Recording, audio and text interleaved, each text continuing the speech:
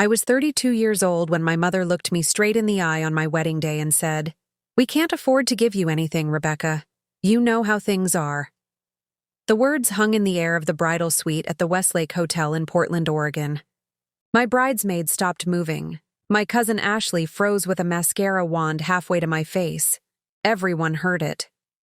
"Mom, I never asked you for anything," I said quietly, my hands shaking as I held my bouquet of white peonies. My father stood behind her, arms crossed, nodding. "Your mother's right. We've had a tough few years. You understand." I understood plenty. I understood that they'd just returned from a 3-week cruise to the Mediterranean 2 months earlier.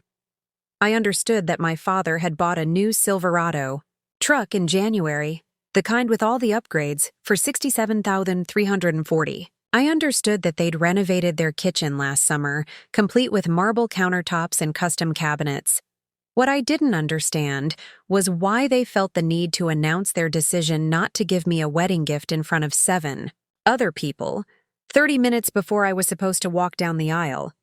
"We spent so much on your brother's wedding last year," my mother continued, adjusting her lavender dress. "You know how expensive everything was for Nathan and Melissa." Nathan. My golden child brother. The one who could do no wrong.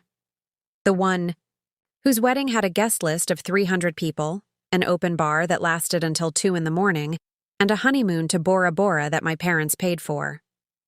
Total cost, from what Melissa had drunkenly told me at Thanksgiving, somewhere around $84,000. My wedding had 140 guests. I'd paid for everything myself. The venue, the flowers, the photographer, the dress I was wearing that had cost me $2,800 and countless hours of overtime at the hospital where I worked as a surgical nurse. My fiancé David and I had split the costs down the middle because that's what adults do. "I understand," I said, even though I didn't. Even though something inside me was cracking. My mother smiled, relieved. "I knew you would, sweetheart. You've always been so independent, so strong. Not like your brother. He needs more support." She kissed my cheek, leaving a lipstick mark I had to wipe away. My father followed her out without another word. My bridesmaids exchanged glances that I pretended not to see. Ashley finally spoke. "Beck, I'm so sorry. That was—" "Don't," I cut her off. "It's fine. It's my wedding day. I'm not going to let this ruin it." But it did ruin it, just a little. As I walked down the aisle 40 minutes later, I saw my parents in the front row, smiling and crying like they'd moved mountains to be there, like they'd sacrificed everything for this moment. My mother dabbed at her eyes with a tissue. My father had his arm around her shoulders. The ceremony was beautiful, everyone said so, but I couldn't stop thinking about that moment in the bridal suite. The reception was at a garden venue just outside the city. String lights hung between oak trees, tables covered in cream linens. David and I had our first dance to The Way You Look Tonight. I smiled until my face hurt. I laughed at all the toasts. I cut the cake and threw the bouquet and did everything a bride is supposed to do. Then came the gift table moment that changed everything. My maid of honor, Jennifer, pulled me aside around 9 o'clock. "Beck, you need to see this." She led me to the gift table, where a small envelope sat apart from the others. My name was written on it in unfamiliar handwriting. Inside was a note and a single key. The note read, "Congratulations on your marriage. Your grandmother wanted you to have this. The address is 2847 Riverside Drive. All paperwork is in the mailbox. Robert Chen, estate attorney." I stood there, holding a house key, my mind blank. "What is it?" Jennifer asked. I think my grandmother left me a house. But my grandmother had died 6 months ago, and no one had mentioned anything about a house. Not during the funeral, not during the reading of the will, not once. What the hell was happening? The next morning, David and I drove to 2847 Riverside Drive instead of heading to our honeymoon suite. I couldn't wait. I needed to understand what was happening. The house sat on a tree-lined street in the Eastmoreland neighborhood, one of the most expensive areas in Portland. My hands trembled as I turned the key in the lock. "Jesus Christ," David whispered when we stepped inside. It was gorgeous. Hardwood, floors, vaulted ceilings, a kitchen with stainless steel appliances and granite countertops, 3 bedrooms upstairs, 2.5 bathrooms, a finished basement, large windows overlooking a manicured backyard with rose bushes my grandmother must have planted years ago. I found the paperwork in the mailbox like the note said. The house was titled in my name as of 3 days ago. Purchase price from 1987, $89,000. Current assessed value, $480,000. My grandmother had owned this house for 37 years and never told anyone in the family. She'd lived in a small apartment downtown, the one we'd all visited countless times, the one my parents cleaned out after her funeral, taking her jewelry, her furniture, her photo albums, but they never mentioned this house. "Why wouldn't they tell you?" David asked, reading over my shoulder. That's when I found the second document, a letter from Robert Chen dated 2 weeks before my wedding. It was addressed to my parents at their home address. "Dear Mr. and Mrs. Patterson," it read. "As executor of Dorothy Harrison's estate, I am writing to inform you that the property at 2847 Riverside Drive has been transferred to your daughter, Rebecca Patterson, as per Mrs. Harrison's wishes. The transfer will be complete on the date of Rebecca's wedding.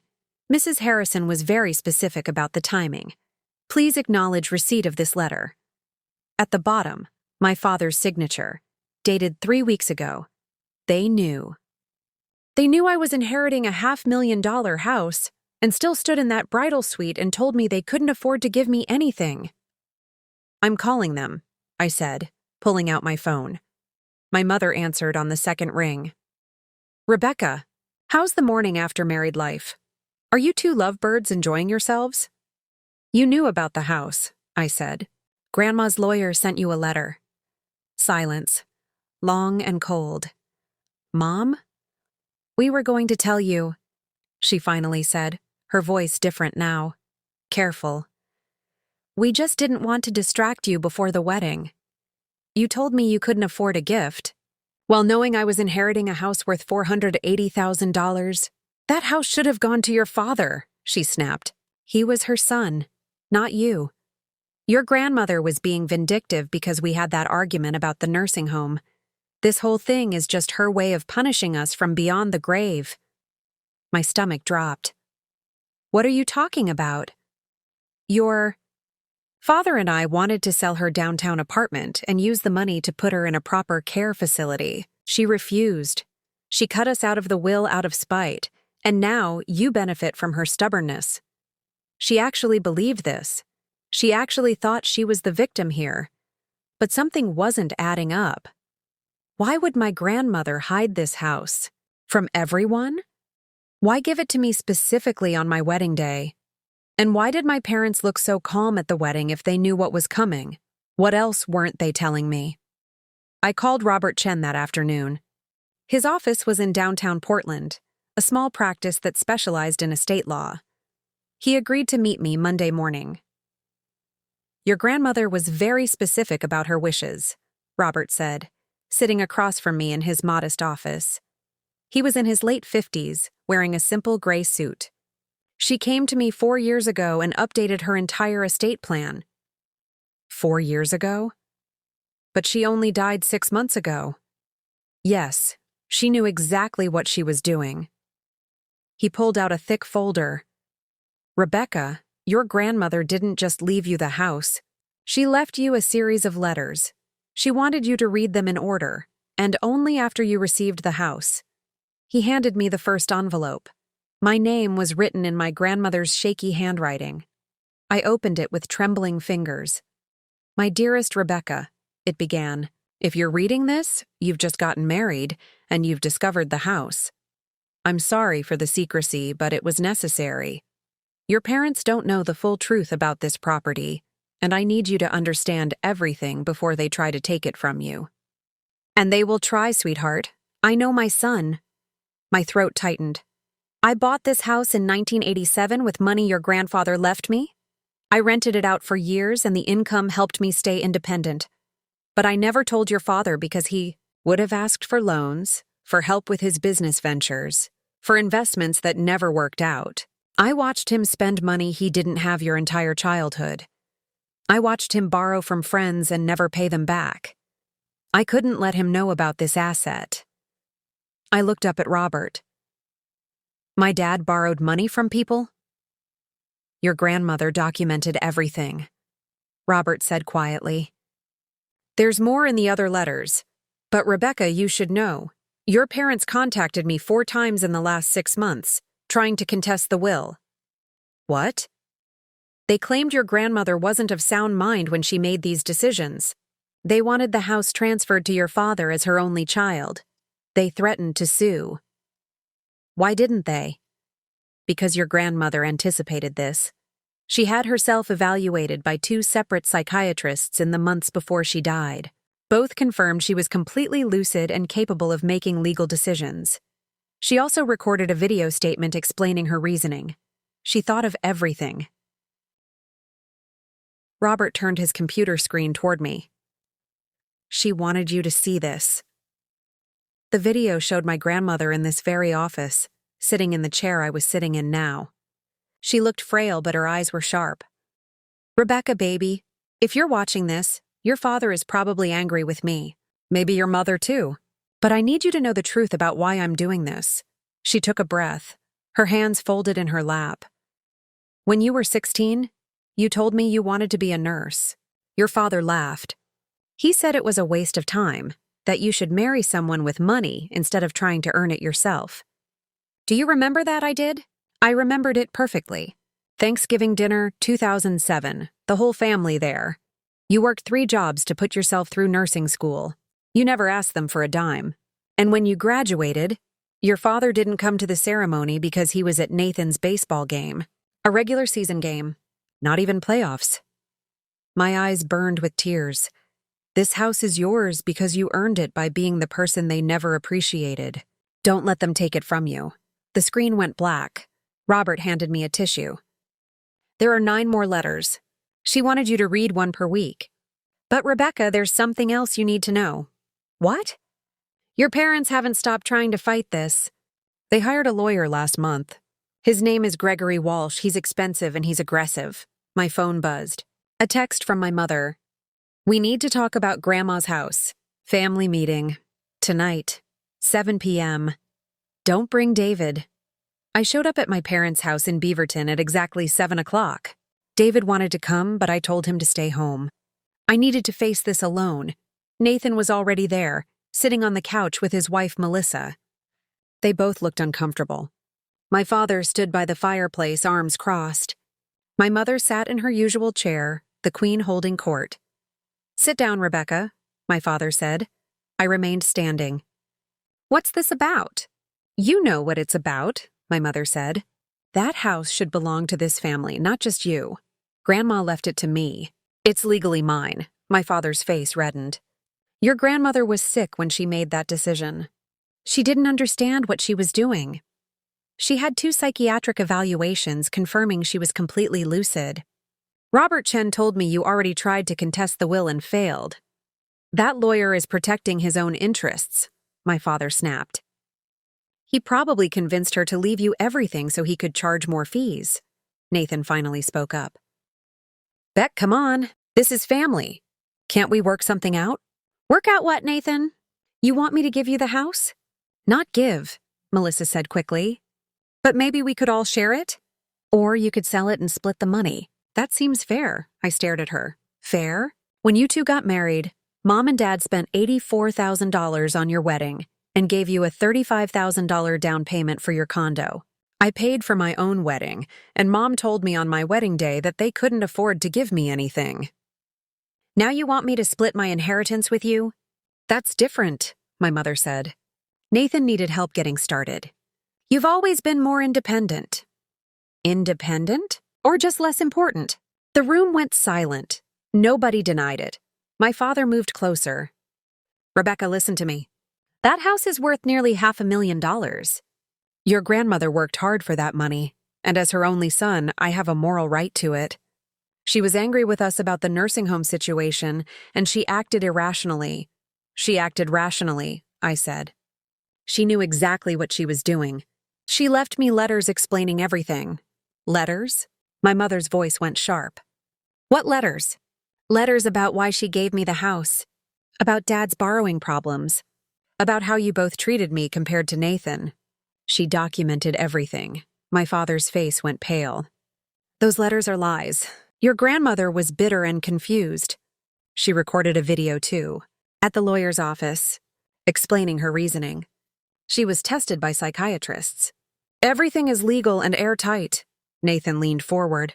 Beck, you're really going to choose a house over your family? You're choosing money over your sister, I shot back. How is that different? Because we're trying to do what's fair, Melissa said. Your grandmother hurt this whole family with her decision. You could fix it. By giving up what's mine? My mother stood up, her voice cold and measured.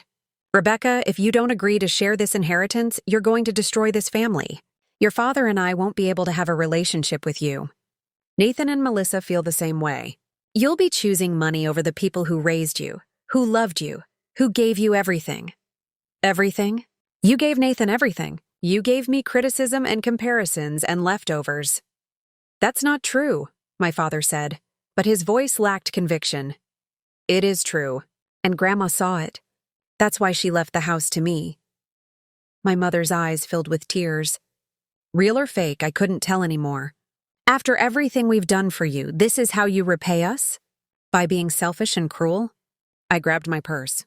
I'm leaving. If you walk out that door, my father said, don't expect to be welcome here anymore. I walked out anyway, but as I drove home, my hands shaking on the steering wheel, I realized something that made my blood run cold. My parents weren't going to give up. They were going to escalate, and I had no idea how far they were willing to go. 3 days later, I received a certified letter at the hospital. A legal demand from Gregory Walsh, attorney at law, on behalf of Thomas and Linda Patterson. They were suing me for the house. The letter claimed undue influence, alleging that I had manipulated my elderly grandmother into changing her will. It demanded I relinquish the property within 30 days or face a protracted legal battle that would cost me significant time, money, and emotional distress. I called Robert Chen immediately. I was expecting this, he said calmly. Don't panic. Your grandmother prepared for this exact scenario. Can you come to my office tomorrow? That night I couldn't sleep. David held me while I cried, angry tears that felt like they'd been building for years. They're actually doing this, I kept saying. They're actually suing me. We'll fight it, David said.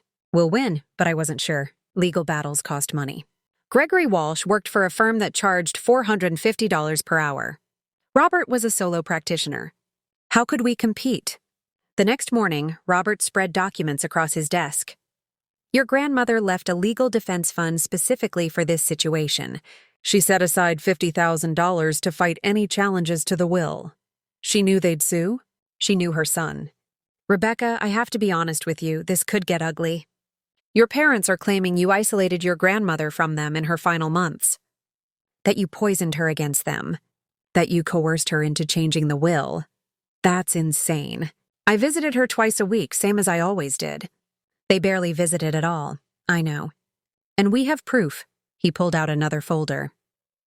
Your grandmother kept a visitor log. She documented every single person who came to see her in the last 2 years of her life. You visited 73 times. Your parents visited 11 times. And 10 of those visits were in the month after she updated her will, after she told them about the changes. They only visited once she knew she was dying? The log shows it clearly. She also wrote detailed notes after each visit, including the conversations where your father asked her to revoke the new will and restore him as primary beneficiary. I felt sick. He actually asked her to change it back? Multiple times. She refused. And she documented his anger, his threats to contest the will, his accusations that she was being unfair to him, Robert. Handed me a handwritten note in my grandmother's shaky, writing, Thomas came today. He yelled at me, called me selfish, said I was destroying his family. I told him the house is Rebecca's. He said he'd fight me in court if he had to. I'm not afraid of him. My hand shook holding that paper. My father had yelled at his dying mother over money. There's more, Robert said gently. Your grandmother wrote something else I think you should see. He handed me a letter dated 1 week before she died. Rebecca, my darling girl. By now you know your father is fighting for the house. I want you to understand why I'm doing this to you, because it is a burden, and I'm sorry for that. But you need to know the truth about your family. Your father has borrowed money from me for 30 years. A total of $127,000. He never paid back a single dollar. He told everyone I was wealthy and selfish for not helping more. The truth is, I gave him everything I could afford, and he squandered it on bad investments, expensive cars, and trying to impress people who didn't care about him. I looked up at Robert, my vision blurring. Your mother knew about the loans, the letter continued. She encouraged him to ask for more. When I finally said no, they stopped visiting. That was 4 years ago, right before I bought this house with the rental income I'd saved. They don't know I have documentation of every loan, every promise to repay, every excuse. But you'll need those documents if they try to take what's yours. I love you, sweetheart. Be strong. Robert slid a ledger across the desk. Every loan documented. Dates, amounts, my father's signatures promising to repay. This is our nuclear option, Robert said. If they push this lawsuit, we expose everything. But that meant destroying my father publicly. Could I actually do that? I didn't have to wait long for the answer.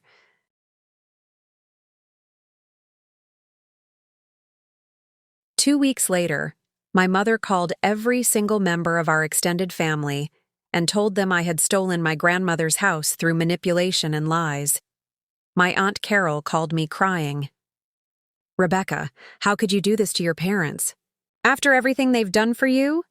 My cousin Jake sent me a text, really disappointed in you. Family should come first. Uncle Pete blocked me on Facebook after posting a long message about ungrateful children who turn their backs on the people who raised them. I tried to explain. I sent messages with the truth. Nobody wanted to hear it. My parents had gotten to them first with their version of events, and that was the story everyone believed. The worst part? My mother organized a family gathering at her house, a barbecue for Memorial Day weekend. Everyone was invited except me and David. I saw the photos on social media. 30 people. My entire extended family, laughing and eating and acting like I didn't exist. Nathan posted a picture with the caption, "Family is everything. Blood is thicker than water." I blocked him after that. David found me crying in our new kitchen, the one in the house my grandmother left me. They've turned everyone against me, I said. My whole family thinks I'm a monster. Your real family knows the truth, he said, pulling me close, but it didn't feel like enough.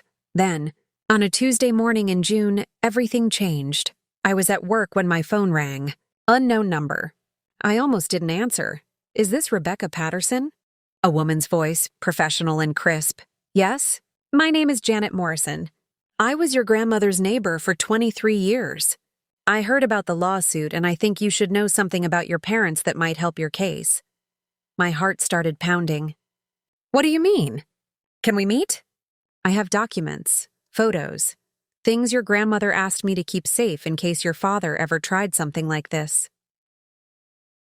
We met at a coffee shop near the house on Riverside Drive. Janet was in her late 60s, gray hair pulled back in a neat bun, wearing a cardigan despite the warm weather. She slid a manila envelope across the table. Your grandmother and I became close after your grandfather died, Janet said. She told me things. About your father's gambling problem. Gambling problem? He lost $43,000 at the casino in 2012. Your grandmother bailed him out. He promised to get help. He didn't. He lost another $31,000 in 2015. She bailed him out again. When he came asking for more money in 2018, she finally said no. That's when he stopped visiting. I opened the envelope. Bank statements. Withdrawal slips. A signed confession from my father dated 2015, promising to seek treatment for gambling addiction in exchange for my grandmother's financial help. She kept all of this? She told me she had to protect herself. She knew someday he'd try to take everything. She was right. Janet leaned forward. Rebecca, your grandmother loved you. She talked about you constantly. How proud she was of you. How you were the only one who visited without asking for money. She wanted you to have that house because she knew you'd earned it through love, not obligation. Tears spilled down my cheeks. There's something else, Janet said. Your father came to the house 3 days after your grandmother died. Before the funeral. He had a locksmith with him. He was trying to break into the house to search for valuables. What? I called the police. They made him leave. It's all documented in a police report. I have the case number. She wrote it down on a napkin and pushed it toward me. I had everything I needed to destroy my parents in court. Every piece of evidence, every lie exposed, but using it meant burning every bridge left standing. Could I really do it? I gave the evidence to Robert Chen the next day. He spent 20 minutes reviewing everything in silence, then looked up at me with something like admiration in his eyes. Your grandmother was a remarkable woman, he said. This is more than enough to end the lawsuit. I can file a motion to dismiss with prejudice and include a counterclaim for harassment and legal fees. What happens then? Your parents will have to decide if they want this to become public record. Everything, the gambling, the loans, the police report, it'll all be filed with the court. Anyone can access it. I thought about my mother's face at family gatherings, my father's pride, Nathan's perfect image of our parents. Do it, I said. Robert filed the motion on a Friday afternoon. By Monday morning, Gregory Walsh called requesting an emergency meeting. We met at a neutral law office downtown. My parents sat on one side of the conference table with Walsh. I sat on the other with Robert and David. My mother wouldn't look at me. My father stared at the table, his jaw clenched so tight I could see the muscles working. Walsh spoke first. My clients are willing to drop the lawsuit if Mrs. Patterson agrees not to file the counterclaim or make any of the evidence public. No, I said. Robert had advised me to let him do the talking, but I couldn't help myself. You dragged my name through the mud with our entire family. You called me a thief and a manipulator. Now you want me to stay quiet so you can save face? My father finally looked up, and his eyes were filled with something I'd never seen before. Fear. Rebecca, please. If this goes public, it'll destroy us. Like you tried to destroy me? My mother finally spoke, her voice barely a whisper. We made mistakes. We were angry. You didn't think I'd fight back, I finished. You thought I'd just fold and give you what you wanted because I always have. Because I'm the good daughter who never causes problems. Walsh cleared his throat. Mrs. Patterson, my clients are prepared to sign a document acknowledging your rightful ownership of the property and agreeing never to contest it again. They'll also make a public statement to the family correcting the misinformation they've spread. In exchange, you'll agree not to pursue the counterclaim. I looked at Robert. He nodded slightly. It was a good deal, but something inside me wanted more than a deal. I wanted them to understand what they'd done, what they'd tried to take from me. I want one more thing, I said. What? My father asked warily. I want you to read Grandma's letters. All of them. I want you to understand why she left me the house. And then I want you to apologize. A real apology. Not this forced legal settlement. My parents exchanged glances. What would they choose? Their pride or their peace? My father refused to read the letters. I don't need to read lies my mother wrote when she was dying, he said, pushing back from the table. My mother stayed seated, something shifting in her expression. I'll read them, she said quietly. Linda, my father started. No, Thomas. I'll read them. She looked at me for the first time. I want to understand. Robert handed her the stack of 9 letters. She read them right there at the conference table while we all sat in uncomfortable silence. It took 40 minutes. I watched her face change with each page. Shock, denial, then something that looked like shame. When she finished, she set the letters down carefully. Her hands were shaking. She kept track of all of it. Every dollar. Every broken promise. Those numbers are exaggerated, my father said. They're not. My mother's voice was flat. I was there for most of it. The casino trips. The investments that never paid off. The times she bailed us out. She looked at me. Rebecca, I'm sorry. Not because I have to be, because I should have said it years ago. My father stood up. This is ridiculous. I'm leaving. Sit down, Thomas, my mother said, and something in her tone made him freeze. Our daughter deserves an apology from both of us. For what?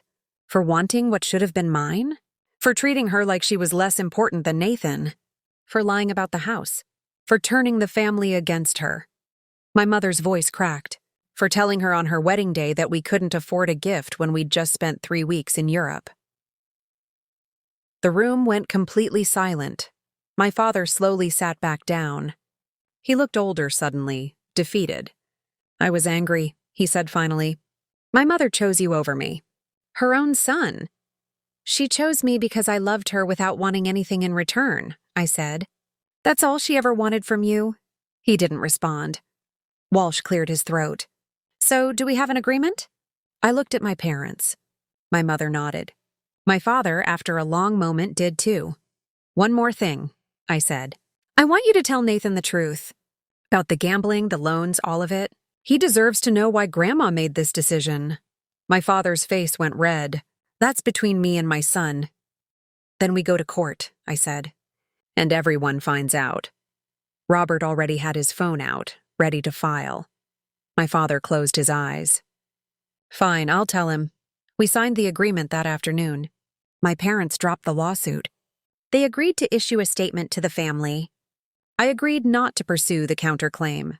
But as I walked out of that conference room, I knew something had fundamentally broken that could never be repaired.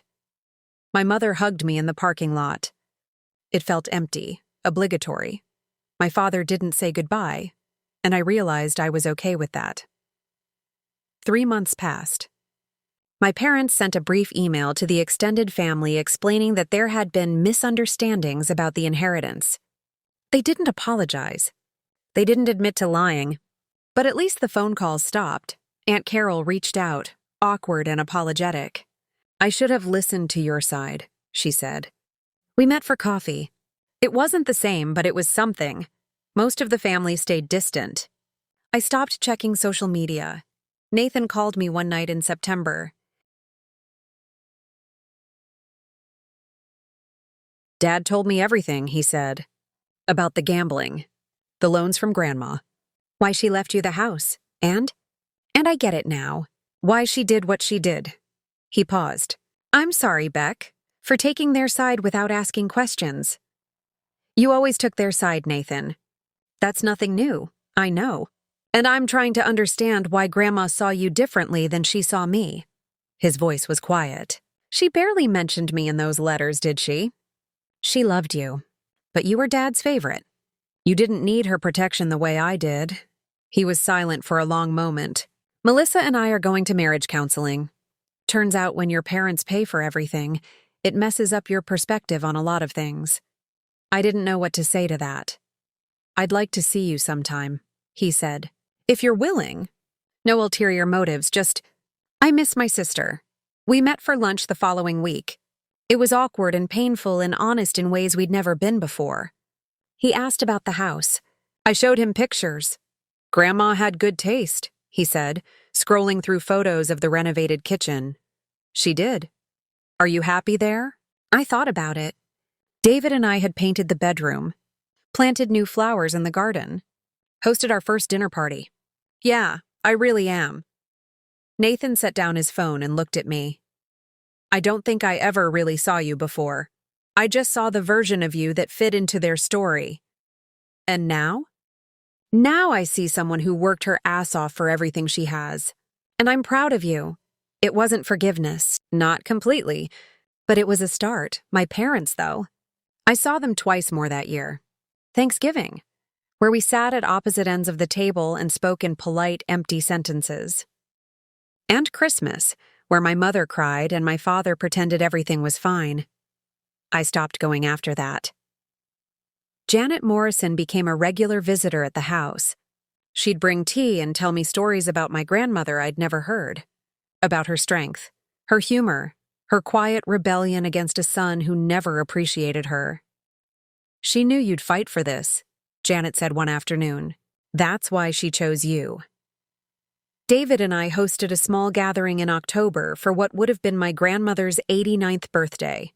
Just a few friends: Janet, Robert Chen, Ashley and Jennifer, people who actually cared. We planted a rose bush in the backyard in her honor, and I finally felt like I was home. 1 year after my wedding, I received a final letter from Robert Chen, the last one my grandmother had written, to be delivered exactly 12 months after I received the house. I opened it sitting in the garden, under the oak tree where the rose bush had bloomed all summer. "My darling Rebecca," it began. "If you're reading this, you've survived the storm I knew was coming. I'm sorry I put you through it, but I had to know you were strong enough to fight for what's yours. Not just the house, but your right to be valued, to be seen, to take up space in this world without apologizing for it." Tears blurred the words. "Your father is my son, and I loved him. But love doesn't mean enabling someone's worst behavior. I enabled him for too long and it damaged both of us. I won't do that to you. This house is yours because you earned it through kindness, consistency, and showing up when no one was watching. That's the kind of person who deserves good things." She went on to tell me that the rental income from the property over the years had been deposited into an account. $89,247, that was also mine. Money she'd saved specifically for me to use however I wanted. Build your life, sweetheart. Travel. Have children if you want them. Start a business. Go back to school. Whatever brings you joy. And remember, family isn't always about blood. It's about who shows up, who stays, who fights for you even when it costs them something. The letter ended with a single line. "I'm so proud of you. Love always, Grandma." I sat there for a long time, holding that letter, crying in the garden of a house that represented everything I'd fought for. David found me there an hour later. "You okay?" She left me money too. Almost $90,000. He sat down beside me. "What are you going to do with it?" I thought about my parents, probably still bitter and resentful. About Nathan, trying to rebuild our relationship one awkward lunch at a time. About the family members who never apologized. About the ones who did. "I'm going to live my life," I said. The one she wanted me to have. That night, I posted a single photo on social media for the first time in months. Me and David in front of the house, smiling with the caption, "Grateful for the people who see my worth. Thank you. Grandma, I promise I'll make you proud." My mother saw it. She didn't comment. My father didn't react at all, but Nathan sent a text. She would be proud. You're exactly who she raised you to be. And for the first time in my life, I realized I didn't need my parents' approval to feel complete. I had a home, a husband who loved me, a grandmother's legacy that reminded me I was enough. Some families are born, some are built, and some are reclaimed piece by piece from people who never valued them in the first place. I chose to build my own, and it was the best decision I ever made.